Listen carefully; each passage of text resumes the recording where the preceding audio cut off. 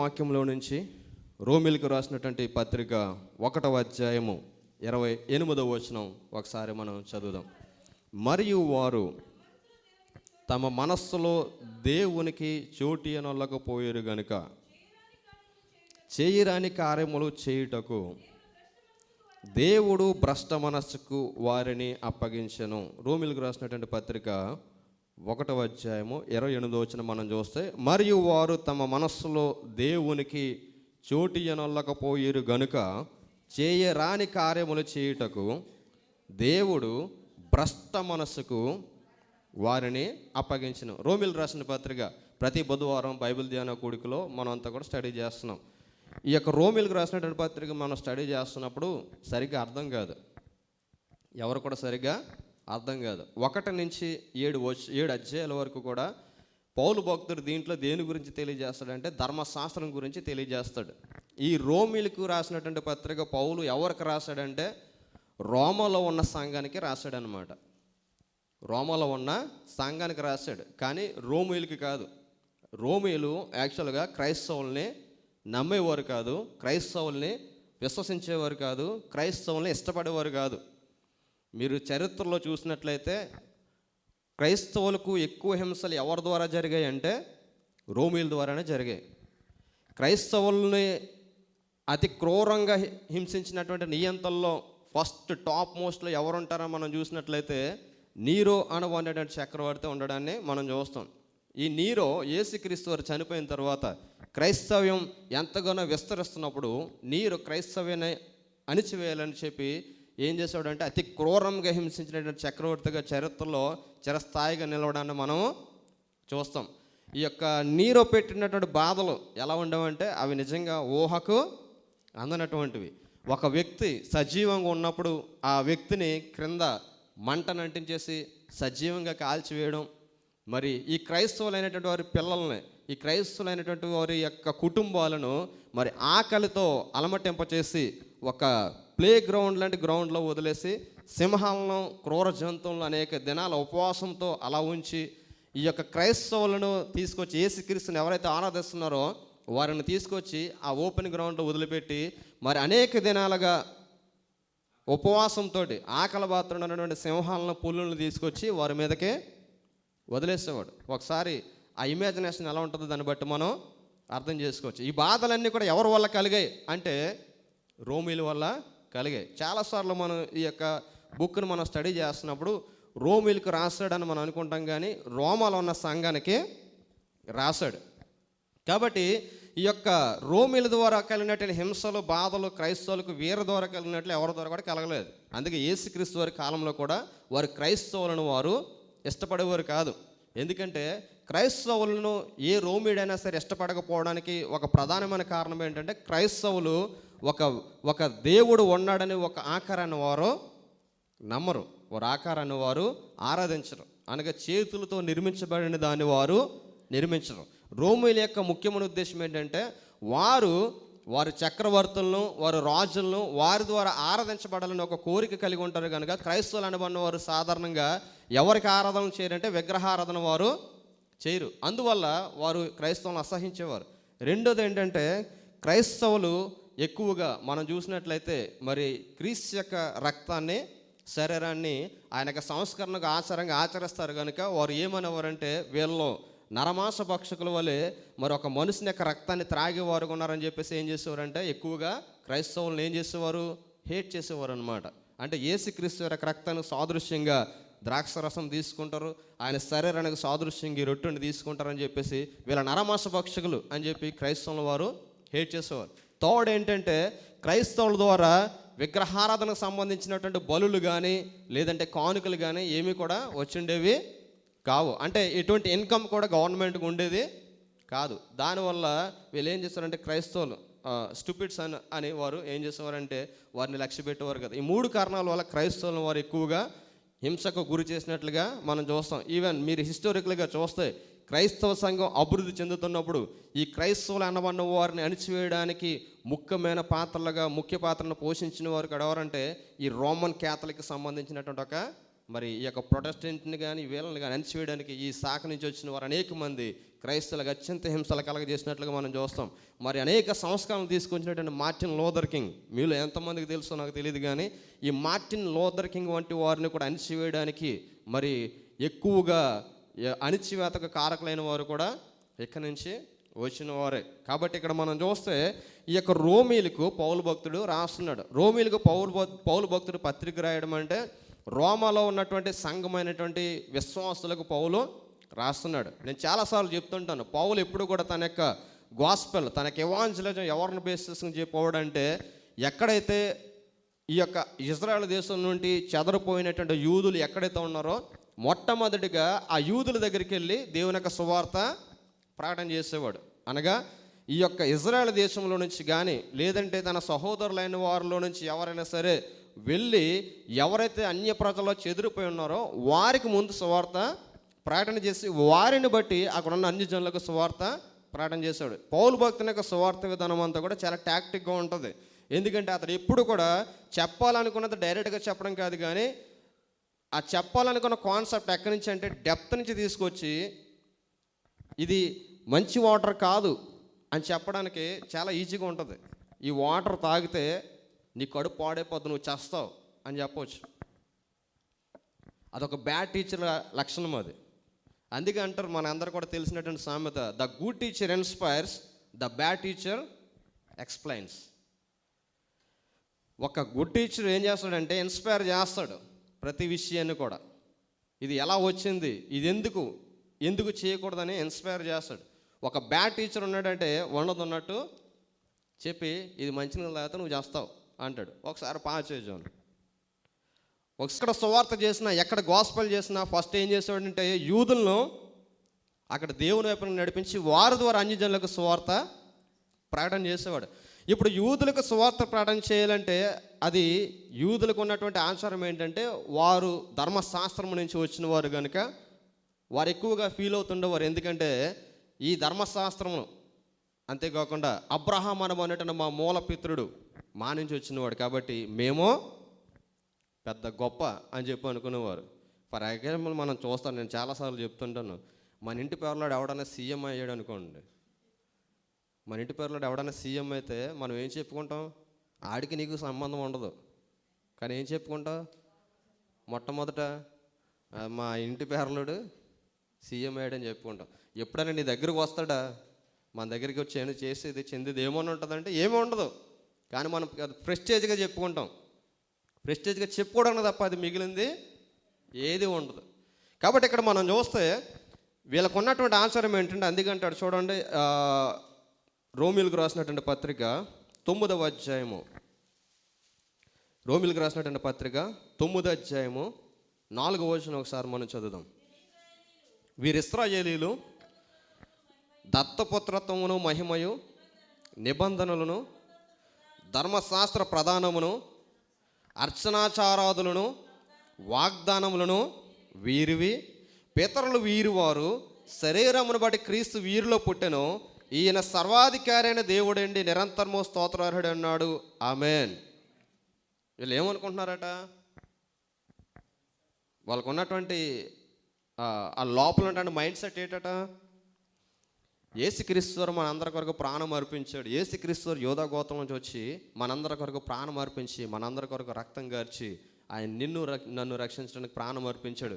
ధర్మశాస్త్రం ఏదైతే చేయజాలకపోయిందో దాన్ని క్రీస్తు యేసు వారు చేశారని చెప్తుంటే వీళ్ళు ఏమంటున్నారట, వీళ్ళు ఎలవై చెప్పోగానే అసలు మేము ఎవరు అనుకుంటున్నాం, మేము ఇశ్రాయేలీలము, దత్తపుత్రులము. ఏమంటున్నారు, దత్తపుత్రులము. అంతేకాకుండా ఏమంటున్నారు, మహిమ నిబంధనలు ధర్మశాస్త్ర ప్రధానమును అర్చనాచారాదులు వాగ్దానములు మావి. అసలు మా మూలపితృడు ఎవడో తెలుసా, 7వ వచనం చదవండి. అబ్రహాము సంతానమైనంత మాత్రము చేత, వాళ్ళు చెప్పుకున్న మాట ఏంటంటే అబ్రహాము మా మూలపితృడు. అబ్రహాం ఎవరు తెలుసా, వాగ్దానాన్ని మాకు వారసత్వ హక్కుగా తీసుకొచ్చిన వాడు, వాగ్దానాలన్నీ కూడా మావి. అంటే అప్పుడు పౌలు భక్తుడు ఇవన్నీ కూడా కొట్టుపడేస్తా అంటున్నాడు, నువ్వు అబ్రహాము సంతానమైనంత మాత్రమే చేత అందరూ కూడా పిల్లలు. నువ్వు అనుకుంటున్నావు, ఒక ఇమాజినేషన్లో ఉన్నావు, కానీ అందరూ పిల్లలు కాదు. నీకు వాగ్దానం ఇచ్చిన దేవుడు నీకు నిజమైన రక్షణ అనుభవం కలగాలంటే నువ్వు ఎవరిలోనికి రావాలంటే క్రీస్తులోనికి రావాలి అంటూ అనేక విషయాలు చెప్తుంటాడు. అందుకే నేను మొన్న బైబిల్ ధ్యాన కూడికలో కూడా చెప్పాను, ఇది అయిన తర్వాత మరలా సేమ్ ఇదే మరలా రిపీట్ చేద్దామని. ఎందుకంటే ఒకసారి చదివితే రోమిలకు రాసినటువంటి పత్రిక అర్థం కాదు. మొట్టమొదట రోమిలకు రాసిన పత్రిక మనం చూస్తే ఫస్ట్ చాప్టర్ నుంచి 7th చాప్టర్ వరకు కూడా మనం స్టడీ చేస్తే ద ఇంపార్టెన్స్ ఆఫ్ లా, ధర్మశాస్త్రం గురించినటువంటి ఇంపార్టెన్స్ అంతా కూడా అక్కడ చూస్తాం. ధర్మశాస్త్రం గురించి ఎక్స్ప్లెయిన్ చేస్తాడు. ధర్మశాస్త్రం ఉన్నటువంటి విషయాలను కూడా తెలియజేస్తూ అసలు ధర్మశాస్త్రము ఏంటి, ఆ ధర్మశాస్త్రాన్ని నెరవేర్చడానికి ఎవరు వచ్చారు, ఆ ధర్మశాస్త్రంలో ఏముంది, ఆ ధర్మశాస్త్రం యొక్క నీతి అంతా కూడా ఏంటని తెలియజేస్తూ 8వ అధ్యాయంలో మొన్న కూడా మీకు చెప్పాను, 8వ అధ్యాయం స్టార్టింగ్ వర్డ్ మనం చూస్తే చూడండి, 8వ అధ్యాయం స్టార్టింగ్ వర్డ్. కాబట్టి ఇప్పుడు క్రీస్తు యేసునందున్న వారికి ఏ శిక్ష విధి, మీరు అనుకుంటున్నారు ధర్మశాస్త్రం ఏదో చేస్తుందని, కానీ శిక్ష విధి ఎవరికి ఉండదంటే క్రీస్తు యేసునందున్న వారికి ఏ శిక్ష విధి, మీకు కలిగిన ఏ శిక్ష నుండైనా, మీకు కలిగినటువంటి ఏ పాపపు శిక్షణ, ఏ దోషపు శిక్షణ, దాని నుంచి మీరు విడిపించబడాలంటే అది ఎవరి వల్ల సాధ్యం అంటాడంటే క్రీస్తు యేసు ద్వారా సాధ్యం. ఇప్పుడు వీళ్ళకి ఉన్నటువంటి ప్రాబ్లం, క్రీస్తు దగ్గరికి రాకుండా వీళ్ళకి ఉన్నటువంటి ప్రాబ్లం ఏంటంటే దెర్ ఈజ్ ఎ గ్యాప్ అన్నమాట. ఇప్పుడు క్రీస్తు యేసు వారి దగ్గరికి రాకపోవడానికి ఒక చిన్న గ్యాప్. ఫర్ ఎగ్జాంపుల్ ఇప్పుడు మనం దాటుకుంటూ వెళ్తున్నాం, ఒక ప్రదేశం కూడా మనం నడుచుకుంటూ వెళ్తున్నప్పుడు ఎక్కడైనా చిన్న కాలం ఎదురైంది అనుకోండి, మనం అటువైపు వెళ్ళడానికి మనకి అవకాశము ఉండదు, ఒక గ్యాప్ అన్నది అక్కడ ఉంటుంది. అలాగే ఇశ్రాయేలీలు కానివ్వండి, విశ్వాసులైన వారు యేసుక్రీస్తు యొద్దకు సంపూర్ణంగా రాకపోవడానికి ఒక గ్యాప్ ఉంటుందట. ఆ గ్యాప్ ఏంటంటే వారట ఎవరో చాలామంది విశ్వాసులే కావచ్చు, లేదంటే రోమీ సంఘమే కావచ్చు, వారు తమ హృదయంలో దేవుని వాక్యానికి చోటు ఇవ్వలేదట. దేనికి చోటు ఇవ్వలేదు? దేవుని వాక్యమునకు చోటు ఇవ్వలేదు. ఇప్పుడు కాన్సెప్ట్లోకి వెళ్దాం. 1వ అధ్యాయము 28వ వచనం ఒకసారి మనం చూద్దాం. రోమిలకు రాసిన పత్రిక. మరియు వారు తమ మనస్సులో దేవునికి చోటు ఇవ్వకపోయిరు గనుక చేయరాని కార్యములు చేయుటకు దేవుడు భ్రష్ట మనస్సుకు వారిని, నేను ఈ గ్యాప్ చెప్తున్నాను చూసారా, దేవుడి దగ్గరికి వెళ్ళడానికి చిన్న గ్యాప్. ఆ గ్యాప్ ఎక్కడిచ్చారట? మనస్సు. దాన్నే మనం అనుకుంటాం హృదయం అనుకోవచ్చు, లేదంటే వేరే ఏదైనా అనుకోవచ్చు. వాడికి మనసు లేదురన్న ఒకటే, వాడికి హృదయం లేదురన్న ఒకటే. అంటే ఈ రెండు కూడా సిమిలర్ అన్నమాట. ఇక్కడ మనం చూస్తే వారు తమ మనస్సులోనట ఎవరికి చోటు ఇవ్వలేదట? ఎవరికి చోటు ఇవ్వలేదు? దేవునికి చోటు ఇవ్వలేదు కనుక చేయరాని కార్యములకు చేయుటకు దేవుడు భ్రష్ట మనస్సుకు వారిని అప్పగించను. ఏ మనస్సట? చాలా మనస్సులు ఉన్నాయి, చాలా రకాల హృదయాలు ఉన్నాయి, కానీ అన్ని హృదయాల గురించి చెప్పాలంటే ఇక్కడ మనకి సరిపోదు. కానీ దేవుడు ఒక మనస్సాలకు ఇచ్చేసాడట. ఏ మనస్సు అట అది? భ్రష్ట మనస్సు. నేను చాలాసార్లు చెప్తుంటాను, భ్రష్టుడు అంటే అర్థం ఏంటి? భ్రష్టుడు అంటే అర్థం ఏంటి? అర్థం ఏంటి? భ్రష్టుడు అంటే అర్థం ఏంటి? భక్తిలో ఉన్నాను అనుకుంటాడు, కానీ వాళ్ళు ఏముండదు, యాక్షన్ ఉండదు. నేను చెప్తుంటాను కదా, అస్తమాటలో ఒకడు అనేవాడాడు, నేను లేస్తే మనిషిని కదా అనేవాడాట. ఏమనేవాడు? లేస్తే మనిషిని కదంటే ఒకసారి ఒకడు అన్నాడట, మాస్టర్లు అన్నాడు, ఒకసారి లేపంటా అన్నాడట. అడక్కుంటాడు. ఆడేం చేస్తాడు? మన కబుర్లు చెప్పడంలో కోటలు దాటేస్తే కానీ ఏముండదట. మాటలు చెప్పమంటే తెగ చెప్తారు, ఉదయం సాయంత్రం వరకు చెప్తారట, కానీ రెండు మోకరించి ప్రార్థన చేసుకుందామంటే ఏం చేస్తారట? నిద్ర వస్తుందని బ్యాచ్ అన్నమాట. భ్రష్ట మనస్సు అంటే వెలుగులో ఉన్నామనుకుంటారు, కానీ వెలుగు వారిలో ఉండదు. విశ్వాసంలో ఉన్నామనుకుంటారు, కానీ విశ్వాసము వారిలో ఉండదు. క్రీస్తులో ఉండి నడుస్తున్నాం అనుకుంటారు, కానీ క్రీస్తులో ఉండి వారు నడవలేని స్వభావం కలిగిన ఇల్లస్ట్రేషన్ అన్నమాట. మనకందరూ కూడా ఈజీగా అర్థం కావాలంటే మీరంతా కూడా 3D పిక్చర్ చూస్తుంటారు. 3D పిక్చర్ చూస్తారు, తెలుసా? 3D పిక్చర్ తెలుసా అండి? చూసారు ఎవరన్నా 3D పిక్చరు? స్టూడియోస్లో పెడుతుంటారు, లేదంటే ఈ డే టు డేలో వాటిలో పెడుతుంటారు. మనం అక్కడ చూస్తున్నప్పుడు పిక్చరు ప్యారట్స్ కానీ లేదంటే ఒక జంతువు ఉంటుంది, అది బయటకు వచ్చినట్టు మనకు కనిపిస్తుంది. దాన్ని మనం టచ్ చేయడానికి వెళ్తే అది బయట ఉండదు, అది జస్ట్ ఎఫెక్ట్ అంతే. మేము లూలు సూపర్ మార్కెట్కి వెళ్ళినప్పుడు అక్కడ స్పెక్స్ ఆఫర్లో పెట్టాడు. మా వాడుకున్న క్రేజ్ ఏంటంటే మా జాన్కి ఏది చూసినా డాడీ ఇది పెట్టుకో, డాడీ ఇది పెట్టుకో డాడీ అంటాడు. ఉన్నటువంటి టెక్నాలజికల్ కొంచెం నాలెడ్జ్ని బట్టి ఇది సంథింగ్ డిఫరెంట్ డాడీ నాకు తెలిసి దీన్ని పెట్టుకుని చూడు అన్నాడు.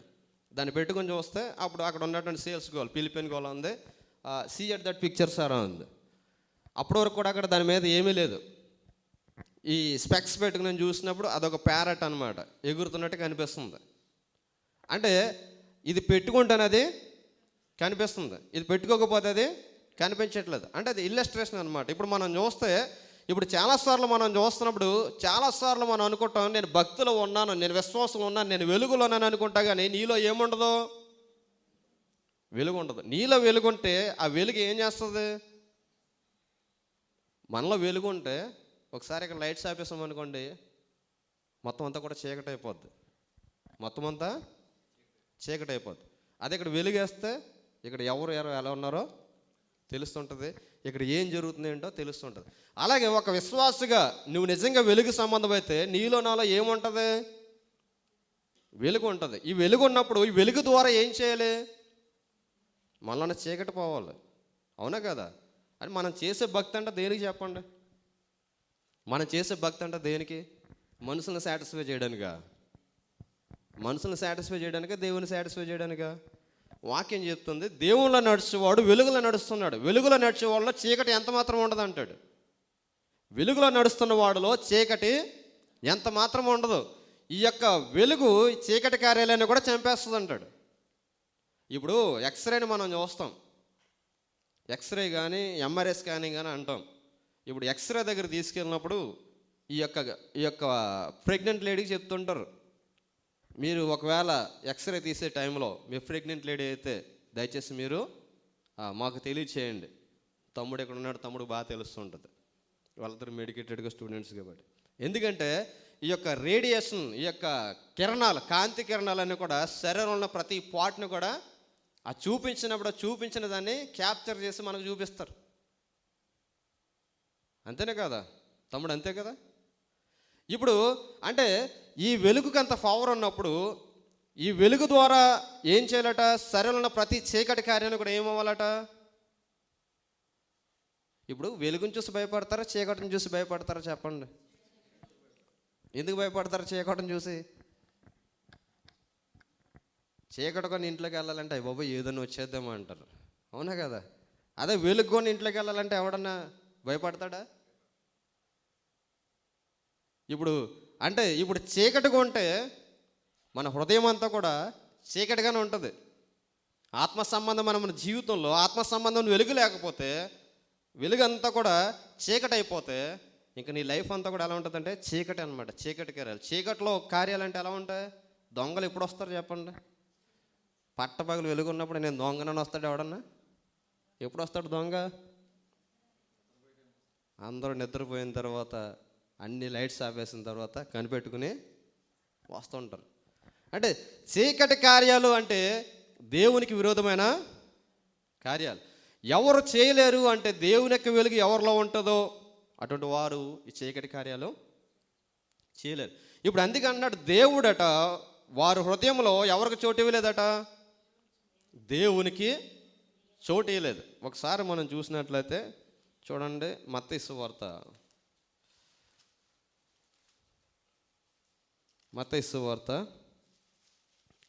12వ అధ్యాయము, మత్తయి సువార్త 12వ అధ్యాయము 43వ వచనం ఒకసారి మనం చదువుదాం. అపవిత్రాత్మ ఒక మనుషుని వదిలిపోయిన తర్వాత అది విశ్రాంతి వెతుకుచు నీరు లేని చోట్ల తిరుగుచుండెను.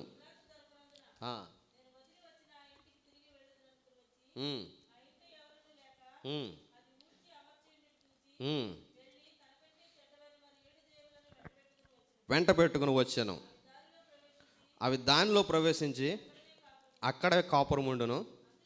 అందుచేత మనుషుని కడపడి స్థితి మొదటి స్థితి కంటే చెడ్డదగును. ఇక్కడ మనం చూసినట్లయితే అపవిత్రాత్మట ఒక మనుషుని వదిలి వెళ్ళిపోయిన తర్వాతట అది అటు ఇటు తిరుగుతుందట.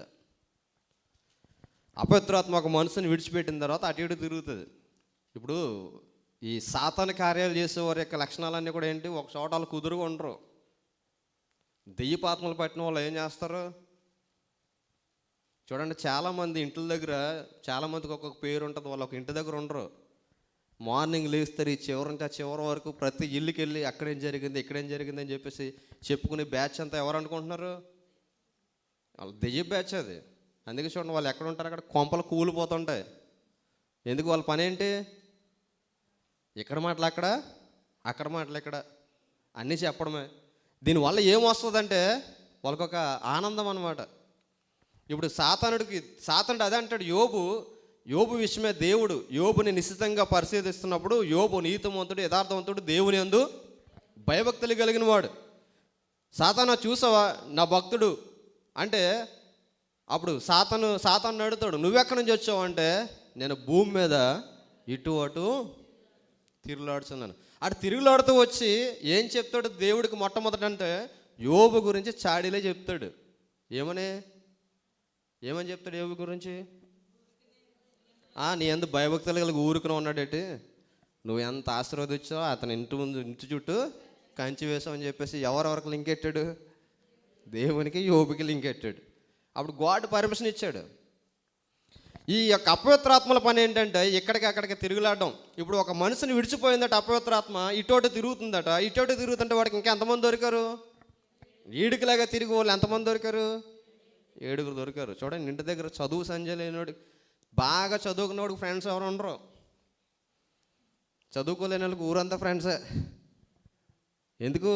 వారు కూడా లేచిన దగ్గర నుంచి ఇంకా అనేక చోట్ల తిరుగుతుంటాడు, అనేక పరిస్థితులకి వెళ్తూ ఉంటాడు. కనుక చాలామంది స్నేహితులు అధికమవుతుంటారు.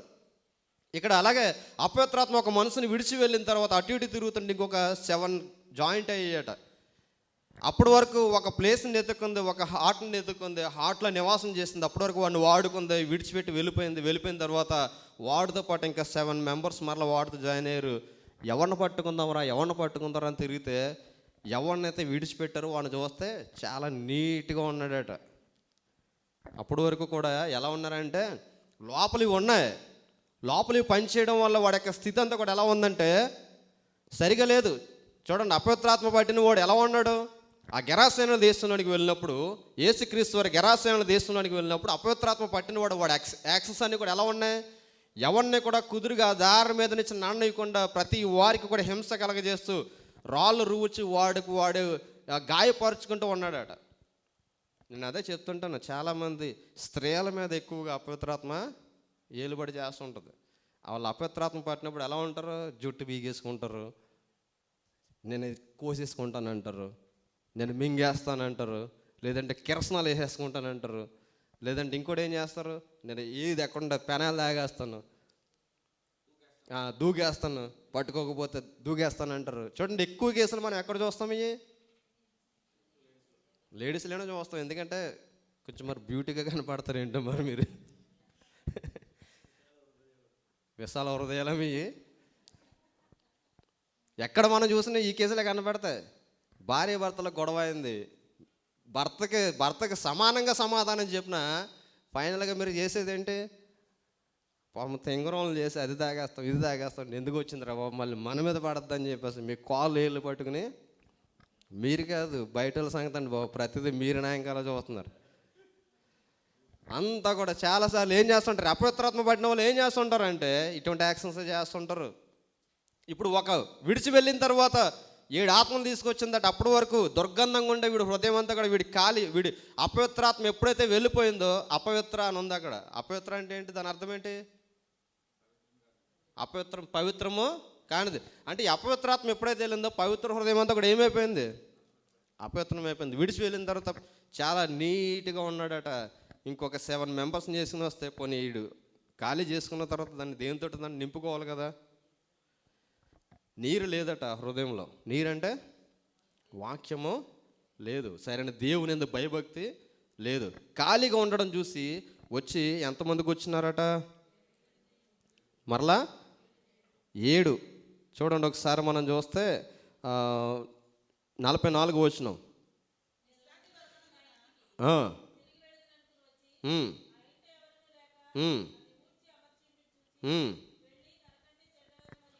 వెళ్ళి తనకంటే చెడ్డవైన మరి 7 దయ్యాలను. అసలు ఇదే ఒక రకం అంటే మళ్ళీ దీనికంటే సరే, అసలు ఒక దెయ్యం పెడితేనే పట్టుకోలేము, అటువంటి 7 దెయ్యాలు పట్టుకుంటే అసలు ఇంకా పరిస్థితి ఎలా ఉంటుంది?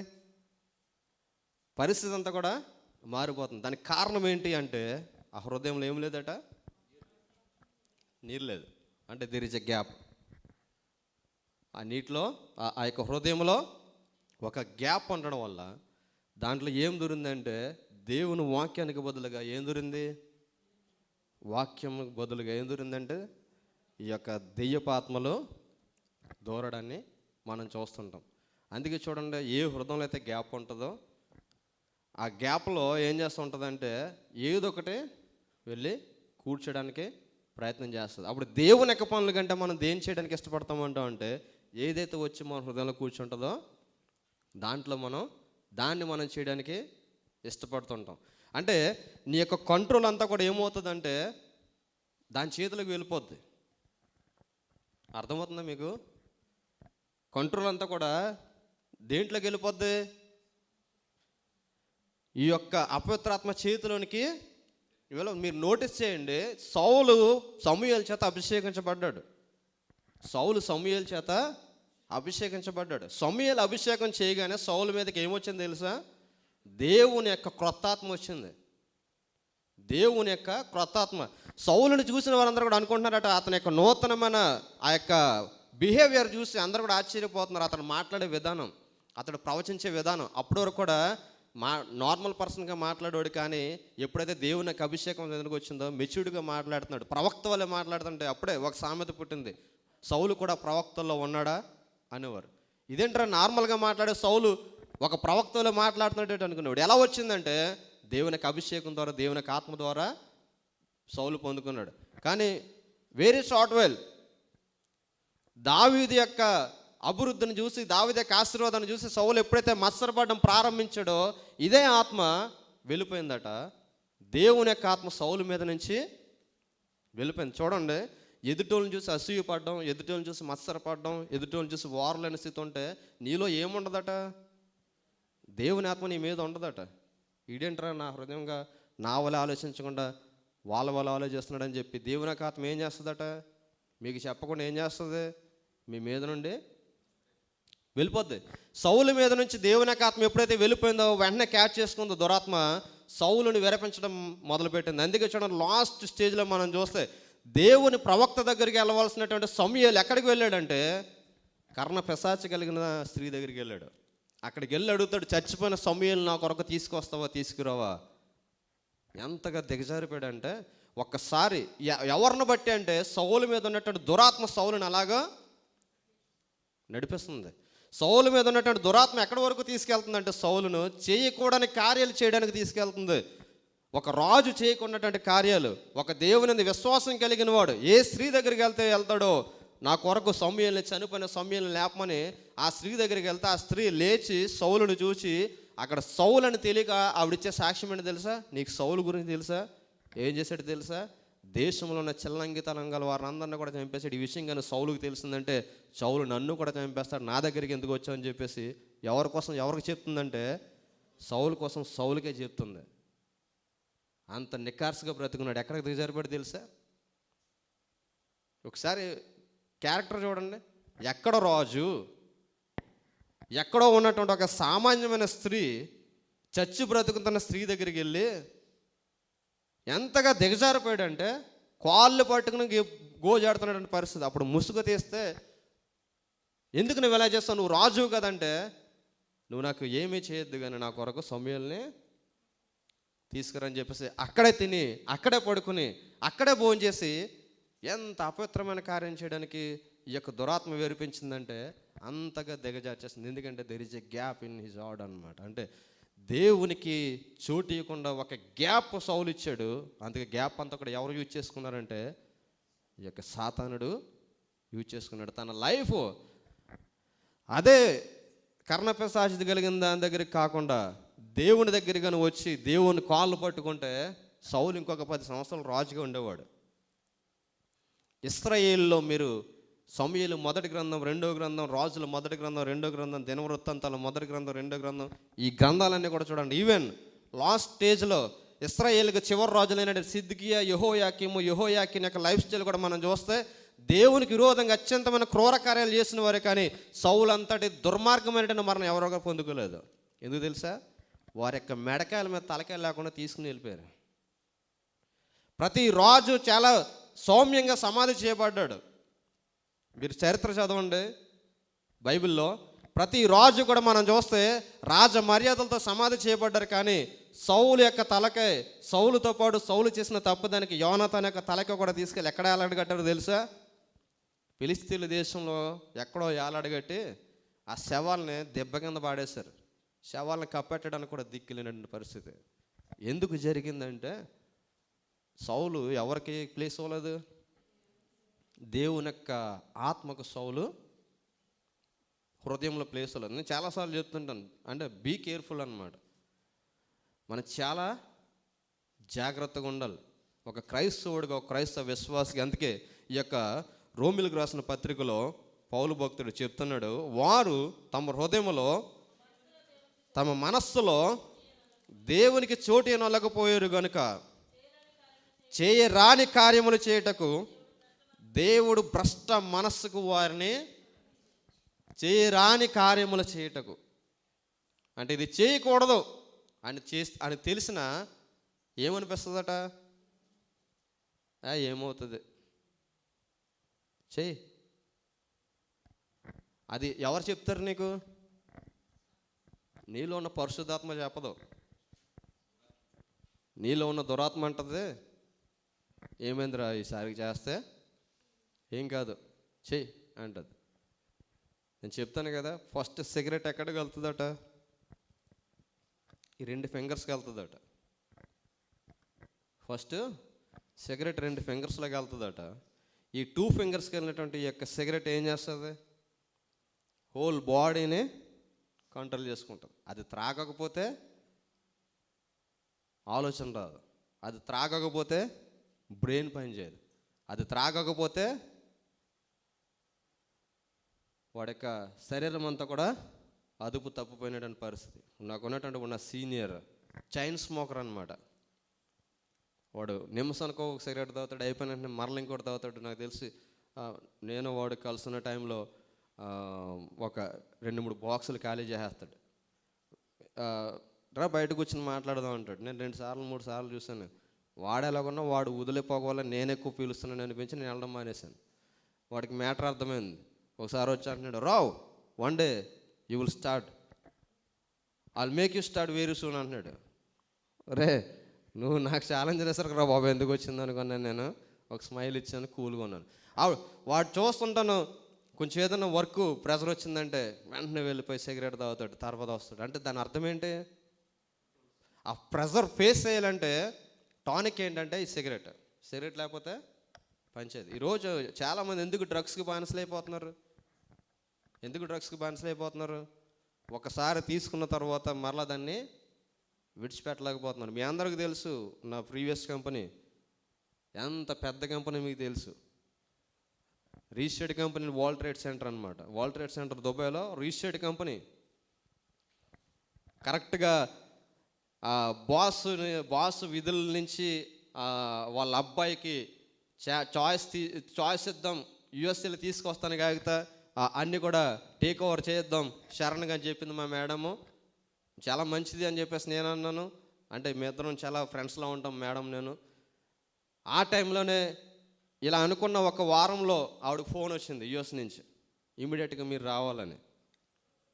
అది ఫోన్ ఏంటంటే, మీ అబ్బాయి తీసుకోవాల్సిన డోస్ కంటే ఓవర్ డోస్ తీసుకున్నాడు డ్రగ్స్, సో ఈ యొక్క బ్లడ్ వామిటింగ్స్ అయిపోయాయి, అర్జెంటుగా మీరు రావాలంటే అనుకున్నది ఒకటి జరిగింది ఒకటి.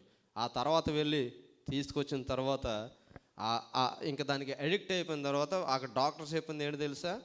దీని నుంచి రావడానికి చాలా టైం పడుతుంది, దాని నుంచి బయటకు రావడానికి చాలా టైం పడుతుంది అని చెప్పేసి ఎన్ని ట్రీట్మెంట్స్ ఇప్పించినా నేను ఇప్పటికీ కూడా కలుస్తుంటాను, ఇప్పటికి ఇంకా మాట్లాడుతుంటాను. వాట్ అబౌట్ షేర్ అంటే స్టిల్ కాగిత దేర్ ఈజ్ నో చేంజ్ అంటది. ఇప్పటికింకా మార్పు లేదు. సామెతలు చెప్తారు మన వాళ్ళు, బళ్ళు ఓడలు అయిపోతాయి, ఓడలో బళ్ళు అయిపోతాయి. నేను వాళ్ళ విషయంలో చూసాను. అది ఒక 20 కార్లు ఉండేవి, ఒక 20 కార్స్ ఉండేవి. నా చేతిలో కూడా ఎప్పుడు ఎస్యూవీ కార్ ఉండేది, ఫార్చునర్ ఉండేది, పజరో ఉండేది. అక్కడ నేను డ్రైవ్ చేసిన కార్లు నేను ఎక్కడా డ్రైవ్ చేయలేదు, రేంజ్ రోవర్ దగ్గర నుంచి అన్నీ కూడా. అటువంటి ఉన్నతమైన కంపెనీ ఒకేసారి ఎక్కడ దిగిపోయిందంటే పాతాళానికి పడిపోయారు. వాడు ఆ విషయంలో క్లియర్గా ఉండంటే ఈరోజు కంపెనీ ఎలా ఉండంటే ఆ కంపెనీ మీద బోల్డ్ అంతమంది బ్రతికేవారు. దేవునికి స్తోత్రం కలుగును గాక. కానీ ఒక్క హ్యాబిట్ అంటే ఒక్క గ్యాప్ ఏం చేసిందంటే ఎక్కడికో తీసుకెళ్ళి పడేసింది. అంటే చేయరాని భ్రష్ట కార్యములు, అంటే ఇది చేయకూడదని తెలిసిన ఏం చేస్తాం మనం, దానికే వెళ్తామట. వారు మనస్సులో దేవునికి చోటు ఇవ్వకపోతున్నట్టు ఈ మనస్సు గ్యాప్ ఖాళీగా ఉంటానట ఏమవుతుంది, చేయరాని కార్యములకు చేయడానికి ఈ భ్రష్ట మనసు ఏం చేస్తుంటుంది, మనల్ని నడిపిస్తుంటుంది. చూడండి, అక్కడ మనం చూస్తే అక్కడ యాక్షన్స్ చెప్తున్నాడు. అంటే ఆ గ్యాప్ ఉంటే ఆ గ్యాప్ ఎవరిలో ఉంటుందో వారు ఎటువంటి యాక్షన్స్ గుండా వెళ్తారనేది తెలియజేస్తున్నాడు. చూడండి, అట్టివారు సమస్త దుర్నీతి చేత, చూడండి ఒక్క గ్యాప్ అట ఎక్కడికి నడిపిస్తుందట, సమస్త దుర్నీతి. అంటే ఒకే వాళ్ళ చెప్పేశాడు అన్నీని. సమస్త దుర్నీతి చేతను, దుష్టత్వము చేతను. దుష్టత్వం అంటే కుదురుండ్రాలే, ఇంకా ఎప్పుడు ఏదోటి చేయాలి టైంపాస్గా. చాలామంది మనం ఎప్పుడు కుదురుండాడు రేడు, ఏదోటి తీసుకొస్తానంటాడు. వాడు బయటికి వెళ్ళాడంటే తిరిగి ఎలాగ వస్తాడో వచ్చే వరకు కూడా మాకు భయమే అంటారు చాలామంది తల్లిదండ్రులు. ఇటు బయటికి వెళ్ళాడంటే తిరిగి వచ్చే వరకు కూడా మాకు భయమే. దుష్టత్వం, దుష్టుడు అని ఎవరిని అంటారు, దుష్టుడు అని ఎవరిని అంటారు, ఆ అపవాది, ఆ దుష్టుడు అంట ఈక్వలెంట్ అపవాది క్యారెక్టర్ కలిగినవాడు అనమాట.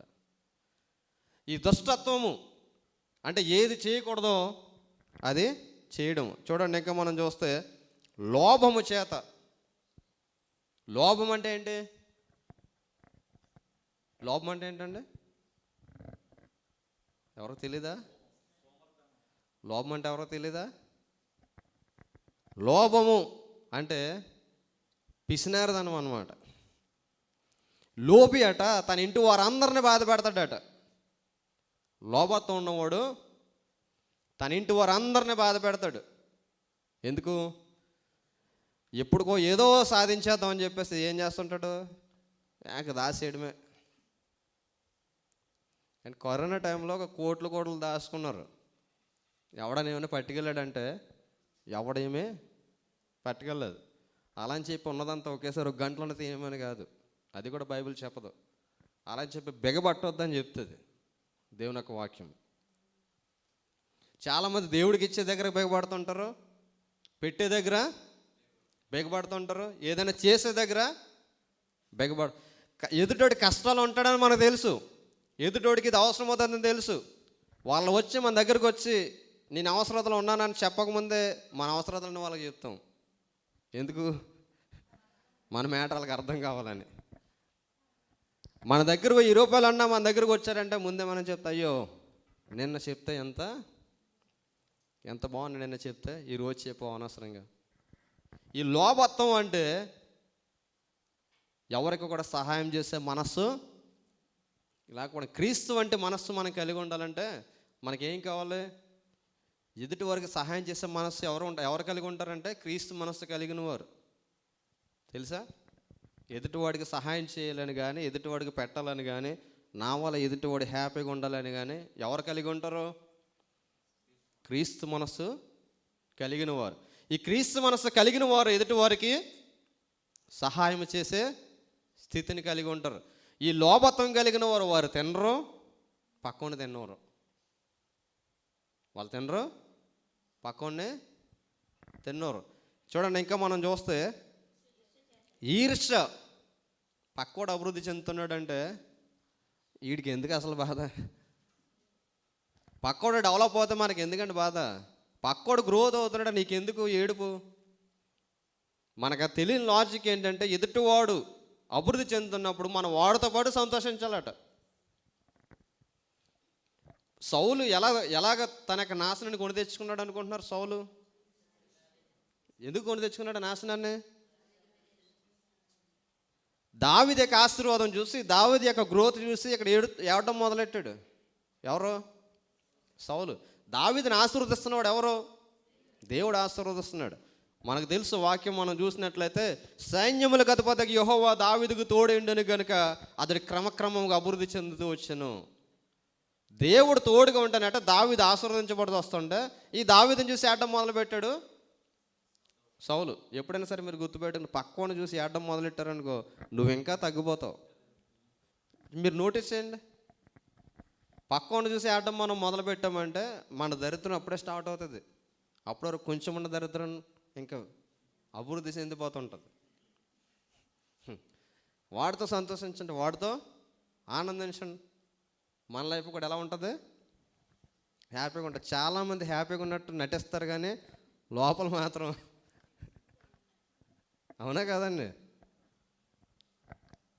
చాలామంది ఎలా ఫీల్ అవుతుంటారంటే, పైకి ప్రేమగా నటిస్తారు, లోపల మాత్రం వాడికి పక్కకి వెళ్ళి అంటారనమాట. వాడికేంటి, అక్కడికి వెళ్ళి ఆడు పెట్టిందలా తింటారు, అక్కడేమన్నా పొగుడుతారు. ఆ పొగిడిన తర్వాత మళ్ళీ అక్కడికి వచ్చి వాడికి ఏంటి లోటు, వచ్చి పడిపోతుంది తెగెట్టేస్తున్నాడు అంటారు చాలామంది.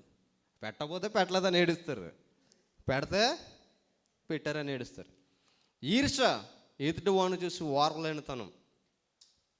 చాలామంది అన్నదమ్ములు చూసి ఓర్చలేరు. వాళ్ళ చెల్లి బాగుందంటే అక్క ఓర్చలేదు, అక్క బాగుందంటే చెల్లి ఓర్చలేదు, తమ్ముడు బాగుందంటే అన్నయ్య ఓర్చలేడు, అన్నయ్య బాగున్నాడంటే చెల్లి ఓర్చ. ఇదంతా కూడా ఎలా వస్తుందట? ఈ లక్షణాలన్నీ కూడా ఎలా వస్తాయంటే, హృదయంలో ఎవరి మనసు లేకపోతే వస్తాయంటే దేవుని యొక్క మనసు. ఇంకా మనం చూసినట్లయితే మత్సరం కూడా ఇదే కేటగిరీ. అక్కడ మనం చూస్తే నరహత్య. ఏం చేస్తారట? నరహత్య. చాలామంది అనుకుంటారు నరహత్య అంటే ఇంకెళ్ళి కత్తిచ్చిన పొడి చేయడం అనుకుంటారు.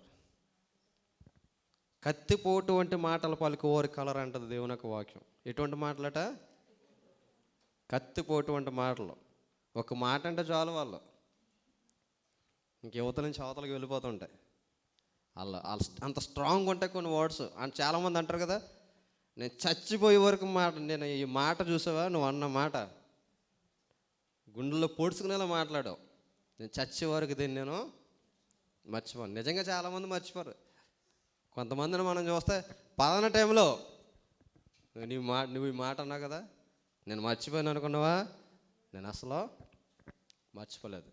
నరహత్య చేయవారు అంటే ఎదుటి వారిని ఎప్పుడు కూడా ఎటువంటి మాటలు, గాయపరిచే మాటలు, సెటైర్స్ అనమాట.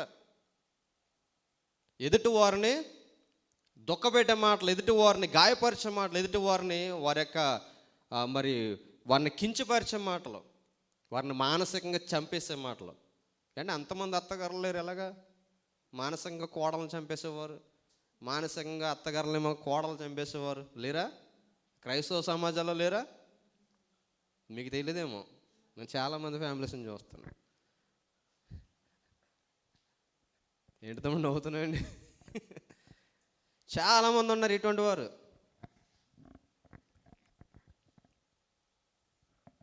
సంఘంలో లేరా? పాస్టర్ గారు ఒకరిని మానేసి ఇంకొకరు పాటించారంటే చాలు, ఆ పాట పనులు మానసంగా చంపేసే వాళ్ళు బోల్డ్ అంతమంది ఉంటారు. అవునా కదా? ఆ తర్వాత మాకుంటుంది మానసిక మరణం. మా వెనకాల మాట్లాడతారు, అది ఎవరన్నా మాకు చెప్పారు అనుకోండి, ఇంక మా మనసు చచ్చిపోతాయి. ఇంకా అంటే నరహత్య వంటి మాటలు, ఎదుటి వారిని కించపరిచే మాటలు, ఎదుటి వారిని అవమానపరిచే మాటలు, ఎదుటి వారిని గాయపరిచే మాటలు. అక్కడ మనం చూసినట్లయితే కపటము, కలహము, కపటము. కలహం అంటే ఏంటి? అప్పటి వరకు వాక్యం బాగానే అంటాం, కొంచెం ఏదన్నా జరిగిందనుకోండి, నిన్ను అలా అన్నారంట అంటే చాలు, ఇంకా ఒక ఇద్దరు నేసుకుని నువ్వు అలా అన్నావంట, ఎందుకు అనాలి? ఇది తేలుస్తావా తేల్చవా? అలా అన్నారంట.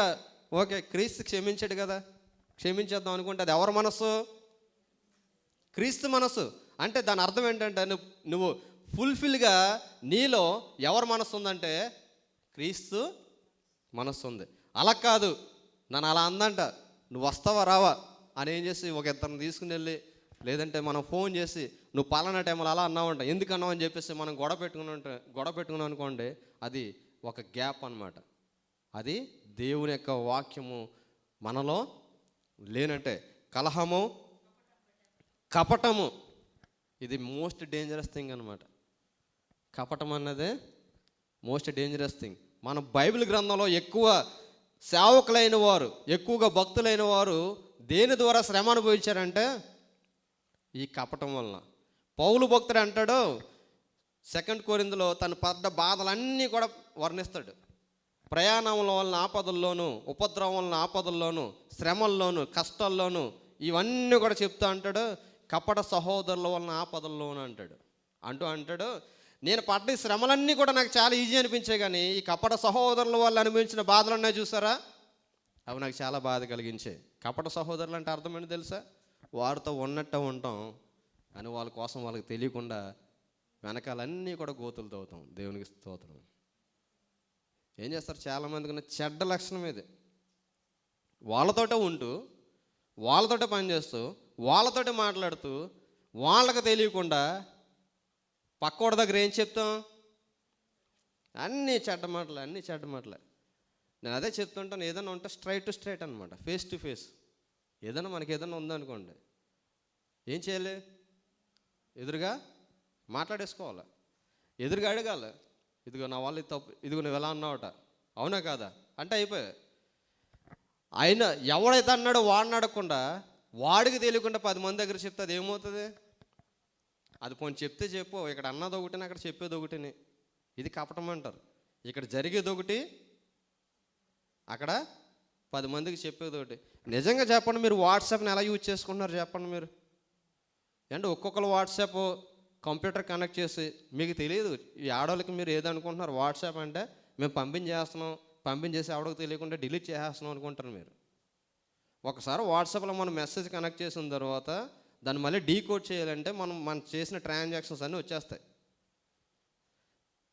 ఉదయం లేసిన దగ్గర నుంచి ఎవరి మీద ఏం సాడీలు చెప్పకుండా ఉంటున్నానన్న ఆడవాళ్ళు ఎవరైనా ఉన్నారా?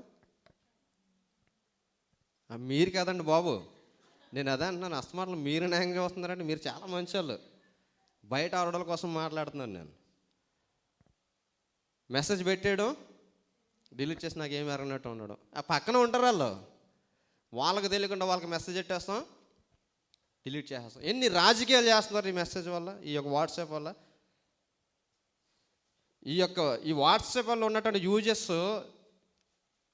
ఈ యొక్క అడ్వాంటేజెస్ అన్నీ కూడా డిజడ్వాంటేజెస్కి ఎవరు యూజ్ చేస్తున్నారంటే, ఇలాగ ఖాళీగుండి పని పాటలు ఇన్వాల్వ్ చేసే పని ఇది.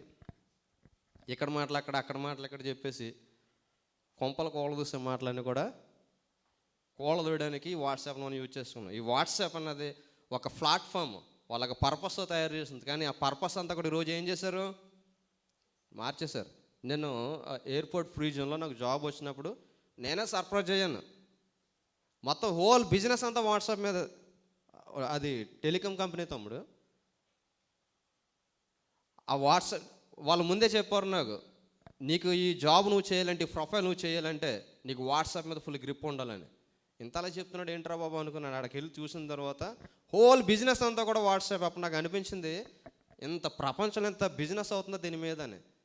అంటే ఇక్కడి నుంచి ఒక ఆర్డర్ రావాలంటే హాంకాంగ్, ఐఫోన్ కంపెనీ అనమాట. అది ఐఫోన్ కంపెనీ నుంచి ఒక ఆర్డర్ రావాలంటే హాంకాంగ్ నుంచి అక్కడ ఆర్డర్ వాట్సాప్ ద్వారానే. అక్కడి నుంచి మరలా ఈ యొక్క ఇరాన్, ఇరాక్, యుఏఈ ఇవంతా కూడా మొత్తం ఛానల్ అనమాట. అంటే మొత్తం బిజినెస్ అంతా కూడా దేని మీద రన్ అవుతుందంటే ఓన్లీ వాట్సాప్ అనమాట.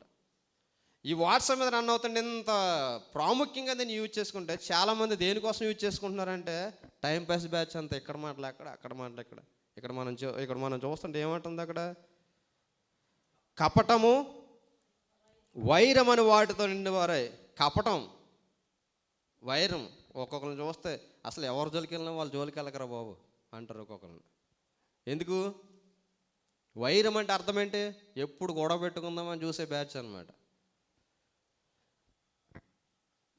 కొండెగాండ్రును, అపవాదకులను, దేవద్వేషులను చూడండి ఎన్ని చూసారు. ఇవన్నీ చెప్పుకుంటూ వెళ్తే ఎన్ని పాయింట్స్. ఇవన్నీ కూడా దేని వల్ల వచ్చాయి? దేని వల్ల వచ్చాయి? హృదయంలో ఏం లేదట, మనసులో దేవుని యొక్క వాక్యానికి ప్లేస్ లేకపోతే వచ్చే యాక్షన్స్ ఇవన్నీ. కొండెగాండ్రు అంటే దాని అర్థం ఏంటి? చాడీలు. ఇక్కడ మాటలు అక్కడ ఒక్కొక్కరు కడుపు ఉబ్బిపోతుంటుంది. అది ఇంక చెప్పేవారు కూడా ఇంక కడుపు ఉబ్బిపోద్ది. ఈరోజు ఇక్కడ చెప్పిన ప్రసంగం కూడా అది ఒకలా చెప్తే ఇంకోలా చెప్పి అది వాళ్ళ రివెంజ్ అంతా తీర్చేసుకునే వరకు ఏమి ఉబ్బిపోద్ది? కడుపు ఎంత ఉబ్బిపోద్ది. నేను చెప్తుంటాను, the king and the tamarind tree అని ఒక లెసన్ ఉండేది 10th క్లాస్లో. ఆ రాజు చాలా అందగాడు అనమాట. వాడు అందాన్ని బట్టి వాడు అతిశిస్తుంటాడు. ఎక్కడ నిలబడినా అందాన్ని చూసుకుంటుంటాడు. నీటిలో ఎలా చూసుకుని నేను కదా అందగాన్ని అనుకుంటాడు. మిర్రర్ ముందు చూసుకుని నేను కదా అందగాన్ని అనుకుంటాడు. అయితే గాడ్ చూస్తాడనమాట. వీడు నేనిచ్చినందుకు నన్ను మహింపరచకుండా వాడు అందాన్ని వీడు ప్రైజ్ చేసుకుంటున్నాడు, వీడికి బుద్ధి చెప్తానని చెప్పేసి అంటాడు. వాడికి తెలియకుండా రాజు తలలో 2 కొమ్ములు మొలిపిస్తాడనమాట. 2 కొమ్ములు మొలిపిస్తే రాజుకు తెలియదు. రాజుకు తెలియకుండా అది స్లోగా ఎదగడం మొదలెడుతుంది. ఆ 2 కొమ్ములు ఎదిగిపోతాయి. రాజుకు తెలిసిన తర్వాత బయటకు రావడానికి సిగ్గేస్తుంది. ఇప్పుడు ఎలాగని మంత్రిని పిలిచి అంటాడు, దీన్ని ఎలాగంటే నాకు తెలిసిన ఒక మంగళ మన ఊళ్ళో ప్రసిద్ధిగాంచినాడు ఉన్నాడు, వాడిని తీసుకొచ్చి కట్ చేయించేద్దాం అంటాడు. మంగళవాడిని తీసుకొస్తారు. మంగళవాడిని తీసుకొచ్చిన తర్వాత మంగళవాడు వచ్చి అవి కట్ చేస్తాడు. కట్ చేసిన తర్వాత రాజు అంటాడు, ఇది కానీ విషయం బయటకు తెలిస్తే నీ చాప్టర్ క్లోజ్ అయిపోద్ది, జాగ్రత్త. అంటే వీడికి ఉన్న లక్షణం ఏంటంటే వీడు చూసింది ఏదైనా పక్కకు చెప్పకపోతే వీడి కడుపు ఉబ్బిపోద్ది. ఇప్పుడు ఎలాగా? రాజుగారి నెత్తి మీద 2 కొమ్ములు ఉన్నాయి. ఎవరికి చెప్పాలని యాంగ్జైటీ ఎక్కువైపోద్ది. చెప్పాలనుకుంటాడు, చెప్తే రాజు చంపేస్తాడు. చాలా రోజులు ఓపు పడతాడు. వెళ్తూ ఉంటాడు, ఎదిగినప్పుడల్లా కట్ చేస్తాడు, వస్తాడు. ఒకసారి ఏం చేయాలో తోసగా చింత చెట్టు దగ్గరికి వెళ్ళి ఆ బాధ ఎవరితో చెప్పుకోలేక అప్పుడు అనుకుంటాడు అనమాట, రాజుగారి నెత్తి మీద 2 కొమ్ములు వచ్చాయి, రాజుగారి నెత్తి మీద 2 కొమ్ములు వచ్చాయని చెప్తే ఈ మాటలు ఎవరంటారట? చింత చెట్టు అంటుంది. చింత చెట్టు బాగా లావుగా ఎదిగిన తర్వాత దాన్ని కట్ చేసిన తర్వాత అంటారు, రే దీంతో వాయిద్యాలు చేయించండి అంటారు. ఆ వాయిద్యాలు చేయించిన తర్వాత వాయిద్యాలు వాయించడానికి దాన్ని తీసుకొచ్చి కొడుతుంటే ఆ సౌండ్ ఎలా వస్తుందంటే, రాజుగారి నెత్తి మీద 2 కొమ్ములు వచ్చాయి, రాజుగారి నెత్తి మీద 2 కొమ్ములు వచ్చాయని సౌండ్ వస్తుంటుంది. ఒరే దీనికి అంతటికీ కారణం ఎవడరా అని చూస్తే ఎవడాడు? ఎవరు కట్ చేసాడు? అప్పుడు నిలదీసి అడిగితే అప్పుడు చెప్తాడు అనమాట, నాకున్న ప్రాబ్లం ఏదండి, నాకు లోపలేదు, నేను దాచుకోలేను, నాకున్నది బయట కక్కేళ్ళి నేను ఎవరితో చెప్పుకోవాలో తెలియక చింత చెట్టు కిందకి వెళ్ళి నేను అరిసాను, అది ఎన్నట్టుంది, క్షమించండి అంటే అప్పుడు రాజు కూడా బుద్ధి వస్తుంది అనమాట. నేను కాదు దేవుణ్ణి ప్రేమించాను. కొంతమంది లక్షణం అంతే. ఇక్కడ జరిగింది వెంటనే చెప్పే, లేదంటే కడుపు ఉబ్బిపోద్ది, ఇంకా ఆగదు. ఇంకా ఏది పడుతుంది చెప్పాడు, మేము ఏది పడుతుంది ఎక్కడ మాటలు ఎక్కడ మాటలు అక్కడ. చాలా బ్యాడ్ హ్యాబిట్ అండి. మీ పిల్లలు కూడా నేర్పించకండి అది. ఒకవేళ పక్కోడి మీద మీకు చెప్తున్నారా అసలు మీరు వినకండి.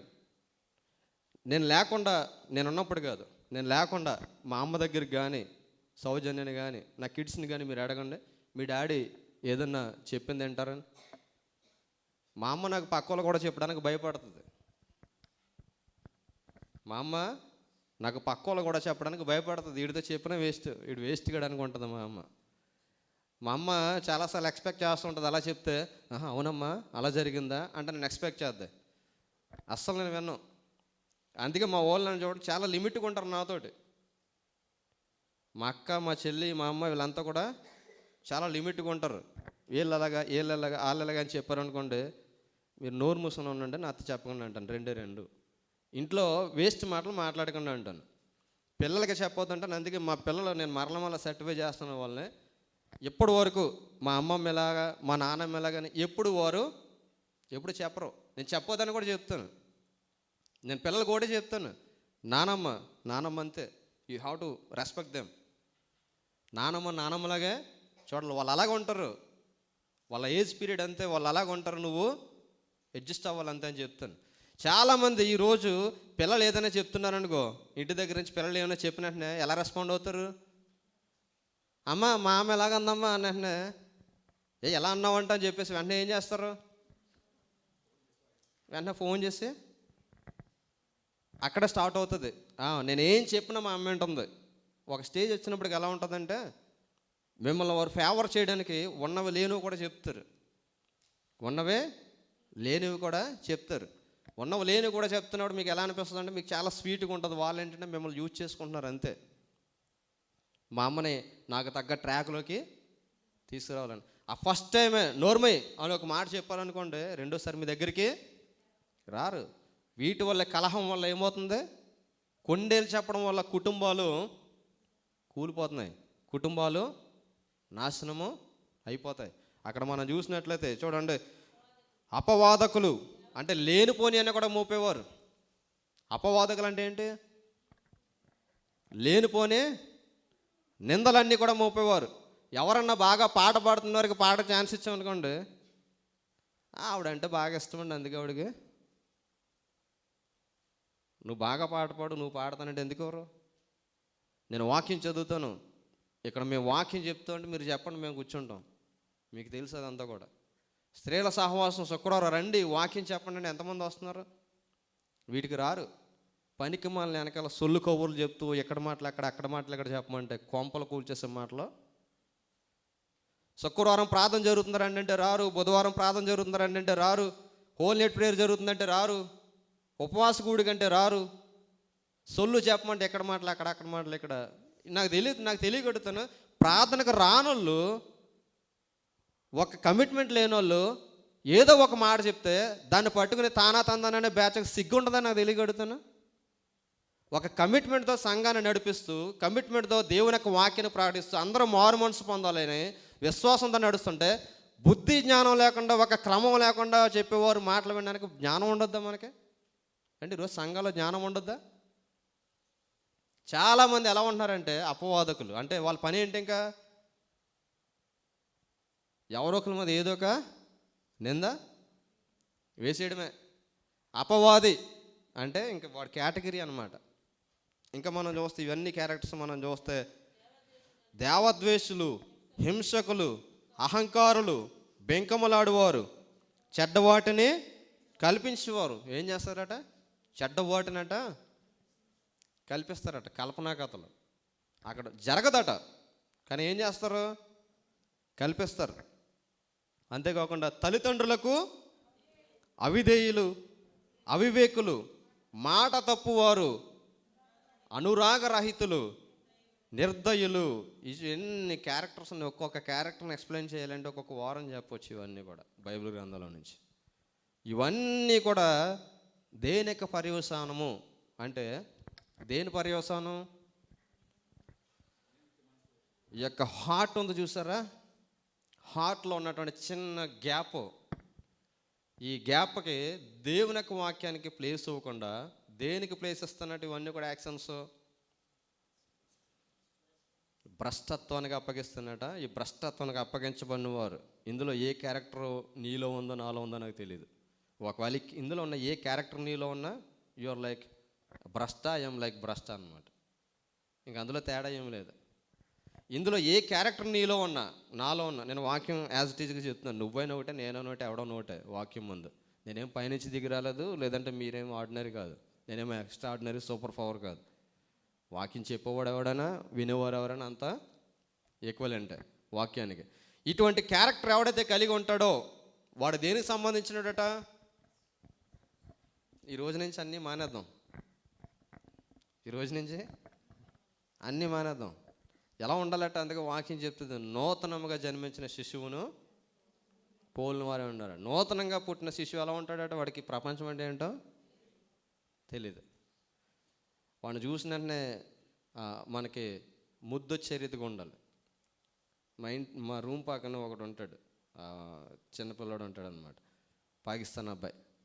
వాడు బయటకు వచ్చినప్పుడు మేము పిలిచినప్పుడు మేమేంటో తెలీదు, వాడు పాకిస్తాను, మనమేమో ఇండియా. యాక్చువల్గా రెండుగా పడదు, కానీ వాడు నేను వెళ్ళిన సౌజన్య పిలుస్తుంటుంది, సౌజన్య దగ్గరికి వస్తాడు, సౌజన్య దగ్గరికి వెళ్ళిన తర్వాత నేను పిలిచిన వెంటనే నా దగ్గరకు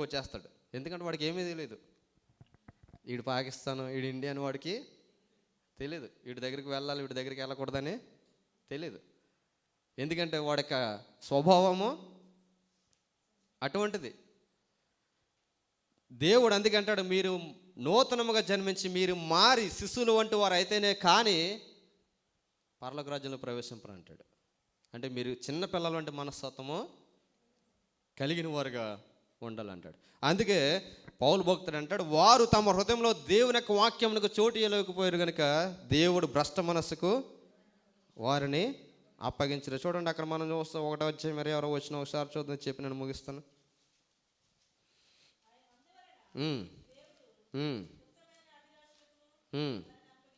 అందువలన దేవుడు వారిని తుచ్చమైన అభిలాషలకు, దేనికి అప్పగించాడట?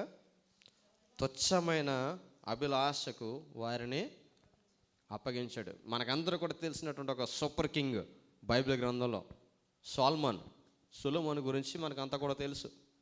సొలొమోను మనం చూసినట్లయితే సొలొమోన్లో ప్రపంచంలో ప్రసిద్ధిగాంచిన ఒక కింగ్.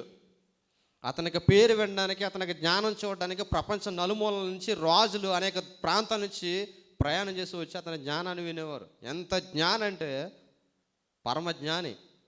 ఇప్పుడు ప్రసంగి రాసినటువంటి గ్రంథం మనం చూస్తే ఎంత జ్ఞానం అయినప్పటికీ అతని హృదయంలో ఒక చిన్న గ్యాప్.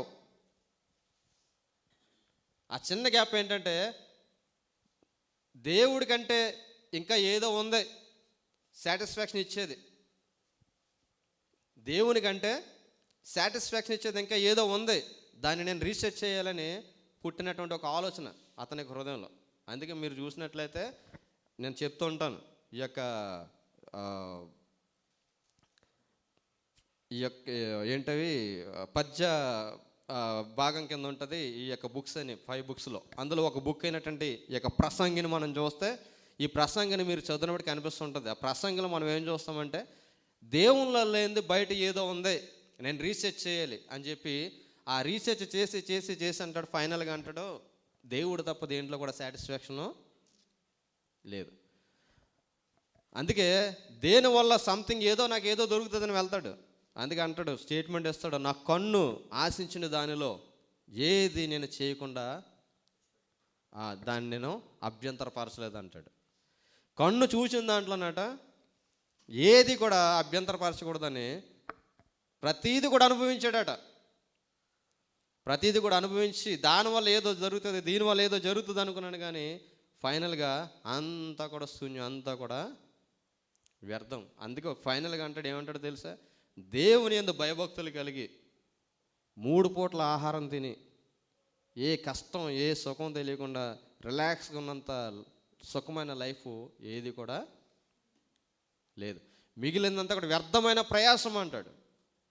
ఎందుకంటే తన హృదయంలో ఉన్నటువంటి ఒక చిన్న గ్యాప్ ఆ హ్యాపీనెస్ని ఫిల్ చేయలేకపోయింది. అందుకే సొలొమోను గురించి యేసుక్రీస్తు అంటాడు, ఒక గడ్డిపోచ సైతము సొలొమోను కంటే ఎక్కువగా అలంకరించబడింది అంటాడు. అంటే సొలొమోను అంత వైభవంతో బ్రతికినా కూడా దేంతో పోల్చాడు?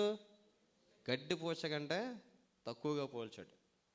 కాబట్టి మీరు దేని గురించి కూడా చింతించొద్దని చెప్తా అంటాడు. అందుకే ఇక్కడ అంటాడు పౌలు భక్తుడు రోమిలు రాసిన పత్రికలు అంటాడు, ఇదిగో దేవుని వాక్యం చేత మీరు పట్టబడాలి, దేవునికి మీకు ఇష్టమైన పిల్లలుగా ఉండాలి, దేవునికి మీరు అంగీకార్యమైన పిల్లలుగా ఉండాలంటే మీరు ఏం చేయాలంటే దేవుని వాక్యానికి మీ హృదయంలో చోటేయండి. ఎందుకంటే అందుకే అంటాడు, క్రీస్తు యేసునందున్న వారికి ఏ శిక్ష విధి కూడా లేదు. క్రీస్తు నిన్ను నన్ను ప్రేమించి ఆయన కొరకు ఒక శ్రేష్టమైన జీవితం జీవించాలని నిన్ను నన్ను రక్షించాడు, నీ కొరకు నా కొరకు ప్రాణం అర్పించాడు. కానీ మీలో చాలామంది దేవుని వాక్యానికి చోటు ఇవ్వకుండా దేనికి చోటిస్తున్నారంటే భ్రష్ట మనస్సుకు మీరు చోటిస్తున్నారు. ఈ భ్రష్ట మనస్సుకు చోటు ఇచ్చినప్పుడు యాక్షన్స్ అన్నీ కూడా ఎలా ఉంటాయి అంటే మీరు ఏదైతే చేయాలో అది చేయరు, ఏదైతే చేయకూడదో అది చేస్తారు. ఏదైతే చేయాలో క్రీస్తుకు ఎలాగైతే ఇష్టం అలా జీవించాలంటే మనం ఏం చేయాలంటే ఆయనకు మన ఆత్మను మనం అప్పగించుకున్నప్పుడు, ఆయన యొక్క వాక్యాన్ని మన హృదయంలో ఉంచుకున్నప్పుడు, క్రీస్తును మన హృదయాల్లో మన కేంద్ర బిందువుగా చేసుకున్నప్పుడు క్రీస్తు వంటి స్వభావం కలిగిన వారుగా ఉంటాం. అటు కృపలో దేవుడు మనల్ని నడిపించిన గాక. ఆమేన్. అందరూ కూడా సిద్ధపాటు కలిగి లేచిన